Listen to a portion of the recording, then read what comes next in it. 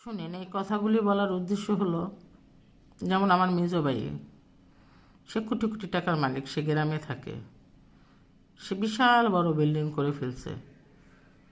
অথচ যে আমাদের যে বাবার বাড়ি আছে, আমাদের বাবার বাড়িটা মানে এত বড়, তা আসলে মানে ঢাকায় বসলে মানে কারো কাছে যদি এই কথাগুলি বলা যায়, বলবে যে ওই মহিলা মনে হয় চাপা করতেছে।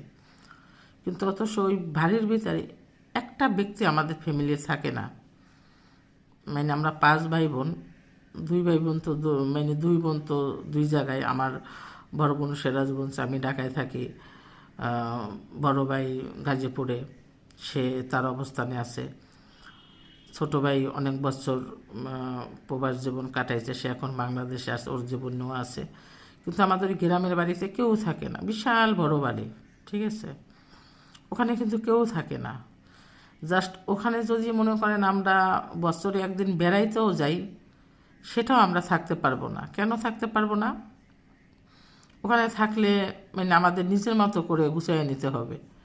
কারণ যে বাড়িটা পরিত্যক্ত থাকে, সেই বাড়িটাতে তো যাইয়া থাকা যায় না। কারণ ওয়াশরুম ঠিক থাকে না, তারপরে আপনার থাকার জায়গা ঠিক থাকে না, নোংরা থাকে, তো ভাঙ্গাচোরা থাকে। তো আমরা অভ্যস্ত না, যেহেতু আমাদের জন্ম থেকেই আমরা ঢাকায়, ঠিক আছে। আমরা হয়তো যাবো 1 সপ্তাহের জন্য বেড়াইতে, ওখানে যদি যাই আমরা পরিপাটি না পাই, তাহলে আমাদের কাছে আনইজি লাগবে, বা আমার বাচ্চা কাচ্চারা থাকতে পারবে না। তো এটার জন্যই আর কি বললাম যে টাকা পয়সা প্রতিটা মানুষেরই আছে। কেউ কাজে লাগাইতে পারে, কেউ লাগাইতে পারে না, ঠিক আছে। কেউ অহংকার করে, কেউ অহংকার করে না।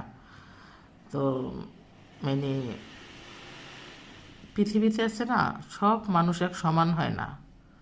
আল্লাহ দিয়া ধন দেখে মন, ঠিক আছে।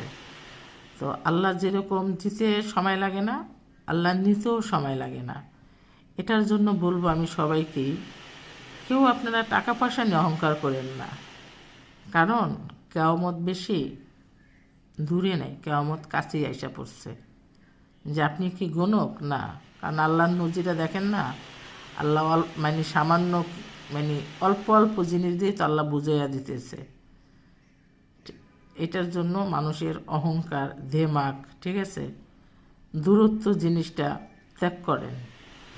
কারণ রাগ, অহংকার, দেমাগ এটি মানুষের ভিতরে থাকা ঠিক না, মানুষের ভিতরে না। কারণ এটা আল্লাহ পছন্দও করেন না। হ্যাঁ, মিথ্যা একটা হাসি দিলেন, মিথ্যা একটা কথা বললেন, কারণ আপনি যার সাথে মিথ্যা কথাটা বললেন বা যার সাথে মিথ্যা